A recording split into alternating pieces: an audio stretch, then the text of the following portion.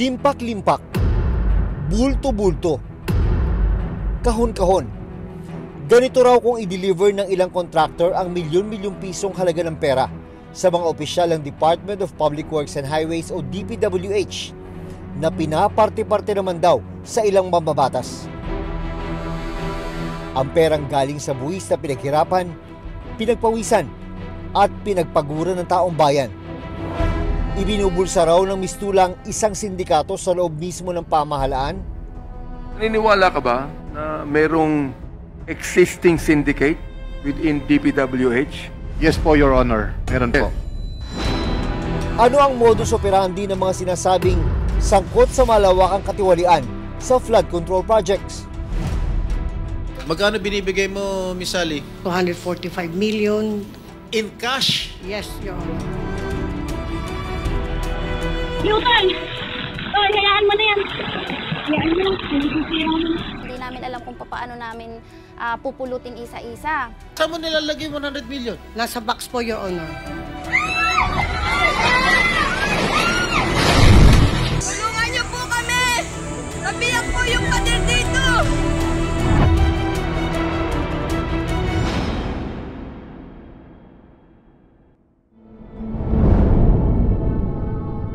Sa pag-aaral ng GMA Integrated News Research, pumapangalawa sa National Capital Region o NCR sa mga rehiyon na may pinakamaraming flood control projects at pinakamalaking contract cost. 1,058 na proyekto ang itinayo rito.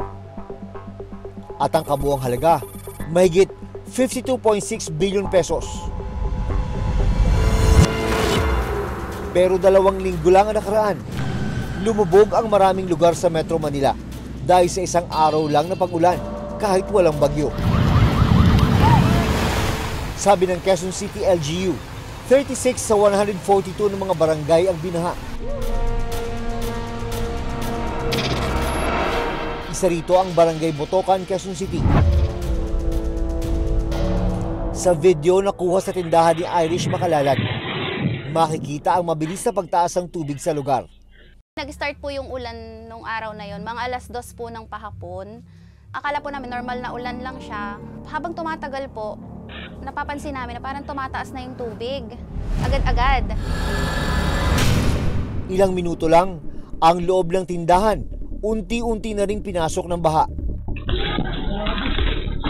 Bago mag-3 ng hapon, makikitang naglulutangan na sa tubig ang marami sa mga paninda ni Irish. Newton! Oh, hayaan mo na yan. Hayaan mo. Maging ang refrigerator, nalubog na rin sa tubig. Kasi po yung tubig, umabot po talaga dito sa first layer ng bigas. May 5 hilera po kami dito ng bigas. So bali, basa po siya lahat. Hindi na nakuha. Nagtang taon na. Ano lang yung mga nalupa. Ano lang mga nakuha.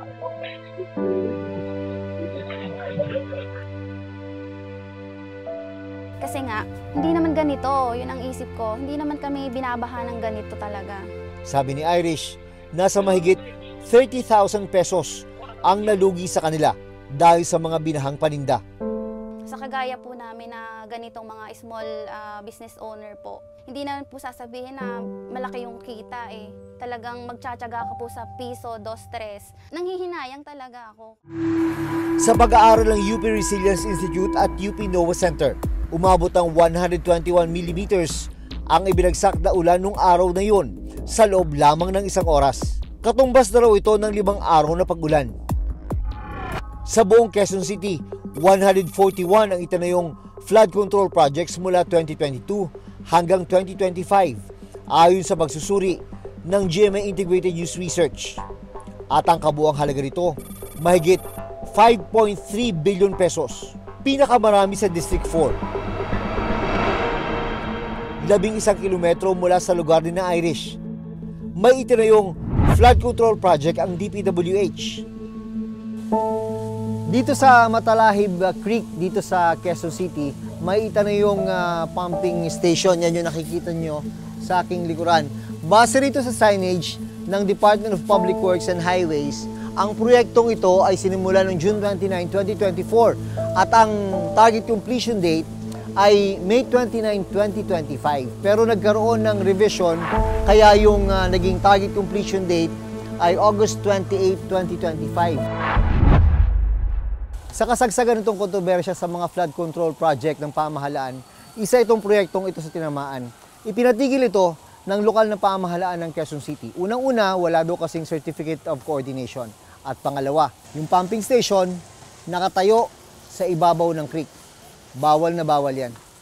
Ayon sa Quezon City LGU, itinuturing na non-buildable site ang creek. Ibig sabihin, bawal itong tayuan ng anumang istruktura. Pinasisigip raw kasi nito ang daluyan ng tubig na maaring magdulot ng pagbaha. Ang proyektong ito, ang kontratista ay St. Timothy Construction Corporation. Base sa SEC records na nakuha ng PCIJ, ang mag-asawang si Sara at Pacifico o Curly Discaya ang incorporators ng St. Timothy. Base pa sa tarpaulin na nakapaskil sa gilid ng creek, DPWH Quezon City 1st District Engineering Office ang implementing office. Joint venture ang konstruksyon ng Matalahib Creek Pumping Station. Ang isa pa sa mga contractor, Pilastro Builders and Development Incorporated. Nagpadala kami ng sulat sa Pilastro Builders and Development Incorporated para kunin ang kanilang panig. Pero hanggang ngayon, hindi sila sumasagot sa amin. Nagpaunlak sa amin ng panayam ang abogado ng mag-asawang Discaya. Kinausap ko po dyan si Sir Curly, bakit wala yung pumping station. Sabi niya, pinalo up ko na yan sa ka-joint venture ko. Ang sabi, aayusin, maglalagay. Problema po, ipinatigil na ng ating pamahalaan ng Quezon City. Kaya ngayon, nabalan po yung proyekto. Unang-una, bakit daw walang coordination sa LGU? Pangalawa, bakit itinayo sa lugar na hindi dapat pagtayuan? May plano po kasi yan bago nilalagay. Okay? Dumadaan yan sa masusing pagpaplano ng implementing agency. Pero yung contractor po, wala ho siyang obligasyon para makipag-coordinate sa local government. Bakit? Kasi po, ang implementing agency, sa umpisa pa lang, sila lang gumagawa ng proyekto, sila lang nakikipag-coordinate sa LGU. Tulungan niyo po kami! Nabiyak po yung pader dito! Isa pang flood control project ang natuntun ng Reporters Notebook sa Navotas City. Sa kasagsagan ng bagyo at pag-ulan Hunyo ng taong ito, nasira ang bahagi ng river wall dito sa Navotas City na nagresulta sa matinding pagbaha at pagkasira ng ilang bahay. Pero meron pa palang mas malalim na dahilan dahil ang kanilang floodgate nasira din. Ito pa naman dapat ang haharang sa tubig mula sa Manila Bay papunta sa ilog. Kaya ang mga komunidad lumubog sa baha.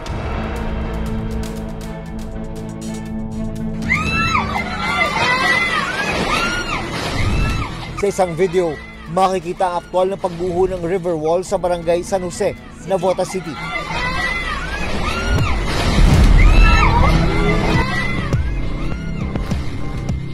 Ilang saglit pa, bigla na lang rumagasa ang malakas na agos ng tubig mula sa nasirang pader. Tulong! Mabilis na pinalubog ang ilang komunidad sa Navotas. Tulungan niyo po kami! Nabiyak po yung pader dito!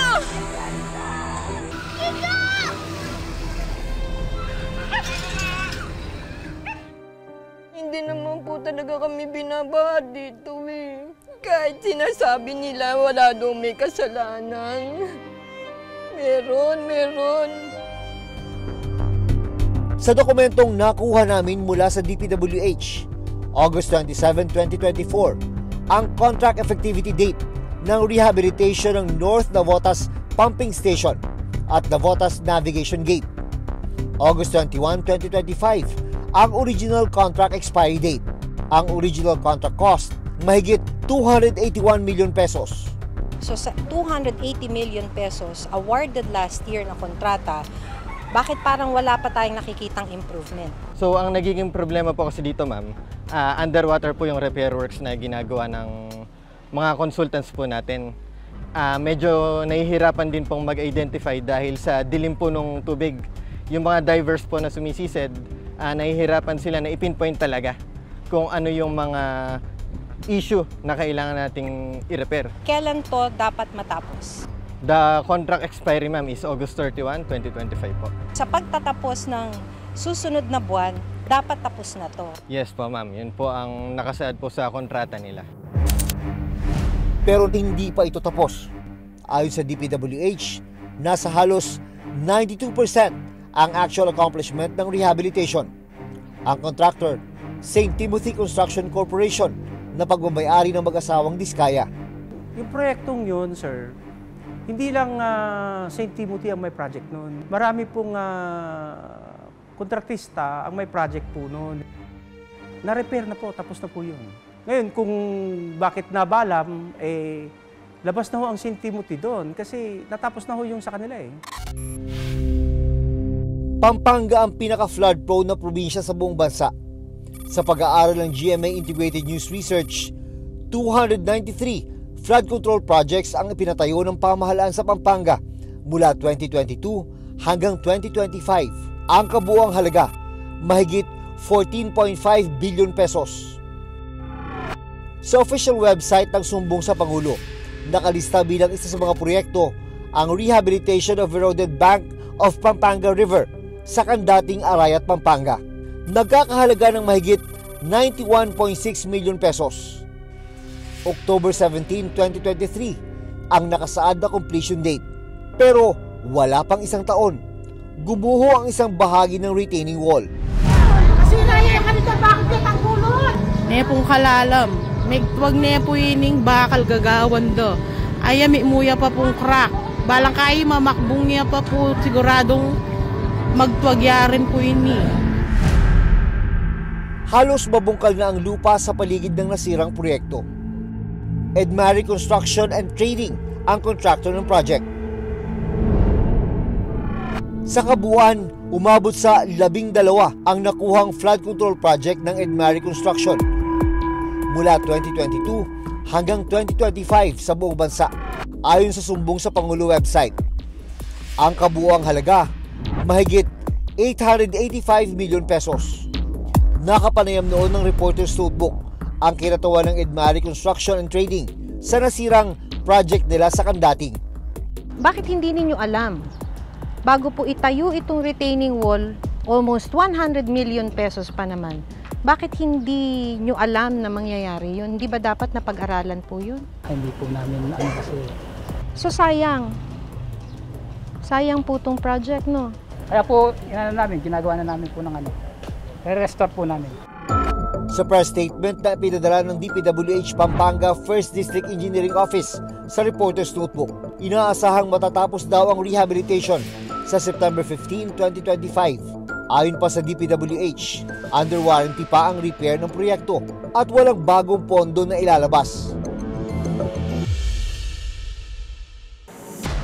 Bago maipatayo ang isang proyekto, ano ba ang pinagdaraanan nitong proseso? Sa website ng DPWH, tinukoy ang 4 na phase na sinusunod ng mga infrastructure project. Una ay ang project identification o pagtukoy sa proyekto sa iba't ibang distrito sa bansa. Yung palakasan at yung pagpapakita ng influence ay pumapasok dun sa pagsasabi na, napasok ko yung isang infrastructure project natin. Nakadalasan, walang programa or walang pagpaplano at isinisingit yan sa budget. Ikalawa ang project preparation. Dito nakapaloob ang pagsasagawa ng pag-aaral o feasibility study at fund appropriation o paglalaan ng pondo.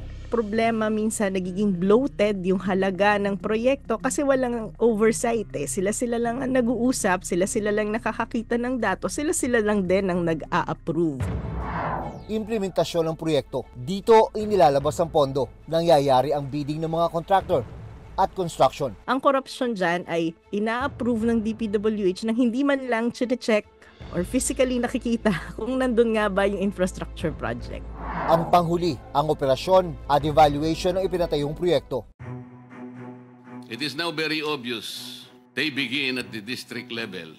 Ang sinasabing modus, mas luminaw nang humarap sa Senado ang ilan sa mga contractor ng flood control projects. Sa pag-amin ng mag-asawang Sara at Curly Diskaya, paulit-ulit kaming ginamit ng mga nasa pwesto sa sistemang ito. Wala kaming magawa dahil kung hindi kami makikisama, gagawa nila ng problema ang project na na-award sa amin sa pamamagitan ng mutual termination. Dito tinukoy nila ang 17 mambabatas at isang former undersecretary na umano'y nakatanggap ng porsyento sa pondo ng mga flood control projects na nakuha nila. Paulit-ulit na binabanggit ang delivery ng pera ay para sa kaisaldi ko na dapat at least 25%. Si Kong Marvin Rillo naman ay ilang beses na binabanggit ang pangalan ni Speaker Martin Romualdez bilang kanyang malapit na kaibigan. Sinasabi pa ni Kong Rillo na lahat ng kanyang request para sa pondo ay galing pa mismo sa unprogrammed funds at insertion na inaaprubahan ni Speaker. Pero mariin itong itinanggi nila. Marami sa mga mambabatas na tinukoy ng mag-asawang Diskaya agad na naglabas ng pahayag at itinanggi ang aligasyon laban sa kanila. May pagkakataon din daw na umaabot sa 30% ang kickback na hinihingi ng mga sangkot sa katiwalian sa flood control project. Sinabihan ko na masyado namang mataas, ngunit sinabi niya na walang magagawa dito dahil pondo ito galing sa unprogrammed funds at insertion galing sa taas. Sinabi rin ng mga Diskaya na wala silang ghost at substandard ng mga proyekto. Taliwas sa mga lumalabas na may mga impormasyon sa publiko, hindi kailanman kami gumawa ng ghost projects. At masugid kami nag-i-inspect sa lahat ng aming mga natapos na projects. Pero sa post ng isang residente mula sa Eastern Samar, isang flood control ghost project sa barangay Garawon, Bayan ng Hernani, ang nais niyang idulog sa Pangulo. DPWH Region 8 ang implementing agency. April 2024 sinimulan at January 2025 natapos ang kontrata. Base sa website ng DPWH, 84.72% ng tapos ang proyekto na nilaala ng 192 million pesos. Pero ayon sa ilang residente, tila sinisimulan palang gawin ang flood control project. Amities Horizon Builder and General Contractor and Development Corporation na pag-aari ng mga Diskaya ang contractor ng flood control project. Sa opisyal na pahayag na inilabas ng DPWH Region 8, itinanggi nilang 80% na ng pondo ang nailabas o naibayad para sa proyekto. Inamin din nilang may delay sa implementasyon ng mga proyekto. Paano po hinahandle ng mag-asawang Diskaya yung pagli-label sa kanila ngayon na sila ang mukha ng korupsyon? Hindi na ho natin masisisi ang taong bayan, no? Opinion ho ng mga karamihan sa taong bayan yan. Pero kami ho, malinis ho ang konsensya ng mag-asawa. Dokumentado ho lahat ang sinalihan nilang mga proyekto. Ang dami pong nagdurusa dahil sa mga pagbaha. Tapos eto nakikita ng publiko yung binabalandrang karangyaan ng mga kliyente. Lilinawin ko lang, sir, yung yamang yun ay galing sa legal na bagay. Yes, Your Honor. Magkano bayad mo royalty? Actually po, Your Honor, hindi po ako nagbabayad nun. Humarap din sa pagdidig sa Senado noong Lunes si Sally Santos, ang owner ng SYMS Construction Trading. Batatandaang SYMS ang contractor ng di umano'y ghost project sa Baliwag, Bulacan na binisita pa mismo ni Pangulong Bongbong Marcos. Wala talaga, 220 meters, 55 billion, completed ang record ng Public Works. Walang ginawa, kahit isang araw hindi nagtrabaho, wala. Sa hearing, inamin mismo ni Sally Santos na nag-deliver siya ng umabot sa 245 million pesos sa opisina ni dating DPWH First District Assistant Engineer Bryce Hernandez. Magkano binibigay mo, Miss Sally? Your Honor, marami po. Minsan po 245 million. In cash? Yes, Your Honor. Sino ang contact mo sa DPWH? Actually po si Engineer Bryce Erickson Hernandez po. Si Sally po, pagka nakakolekta, dinadala po sa office ko yung mga pera, nakabox po, nakasil po siya lahat. Hindi ko po ginagalaw dun yon at pinakukuha po ni boss sa opisina ko. Sino si boss? Boss Henry Alcantara po. Pero mariin itong itinanggi ni Alcantara. Wala ka talagang natanggap? Yes, Your Honor. It's your word against their word. Yes, Your Honor. Isiniwalat din ni Santos na mismong opisyal ng DPWH ang nag-uutos sa kanya na manghiram ng lisensya sa ibang contractor para gamitin ito ng mismong opisyal para makasali sa bidding. Si Engineer Bryce Erickson Hernandez, siya po ang nag-uutos sa akin ng humiram ng lisensya. So ako po, pinagpaalam ko naman po sa kanila, nahihiramin po yung lisensya nila. Kasi po, mayroon daw po siyang ibibid ng mga proyekto para sa kanya. Sino po ang gumagawa? Sila po. Sila mismo? In-house nga? Sila po mismo. Sa naging pagdinig naman ng House of Representatives itong Martes, idinawit ni Bryce Hernandez ang dalawang senador na sangkot umano sa anomalya. Sabi ni Senator Marcoleta kahapon, ligtas ka na. Hindi po ito totoo. Si Senator Jinggoy po ay nagbaba ng 355 million ngayong 2025 sa mga ilang projects sa Bulacan. Ang sabi po ng boss ko dito ay 30% ang commitment dito. Noong 2023 naman, ay naglabas ng 600 million si Senator Joel Villanueva at ang SOP nito ay 30% din. Parehong itinanggi na Estrada at Villanueva ang aligasyon ni Hernandez. I am confident that I have not committed any illegal act. If Mr. Hernandez truly stands by his allegations, I challenge him right now to take a lie detector test with me. Let us settle this once and for all and show the public who is telling the truth. Wala po ako kailanman naging flood control project. Hindi ko po sasabihin na I categorically deny this accusation. Dahil po may resibo po tayo. Meron po pwedeng i-verifika kung bakit ito nangyayari. Sa pagdinig, ilang mga larawan pa ang ipinakita ni Hernandez na nagpapakita ng limpak-limpak na pera. As far as my knowledge is concerned, ibibigay po yan sa tao. Yung nga pong tinatawag na proponent, nakausap niya. Sinesegregate po namin yung mga pera. Naniniwala ka ba na mayroong existing syndicate sa loob ng DPWH? In my own opinion, base lang po to dun sa nakikita ko, yes po, Your Honor. Meron po. Nito lamang Huwebes, naghain ng reklamo sa Office of the Ombudsman si Secretary Vince Dizon laban sa 25 opisyal at 4 na construction companies na inuugnay sa maanumalyang flood control projects. Una po itong kaso na ihahain natin ng gobyerno laban sa mga taong involved dito sa pagnanakaw ng pera ng tao.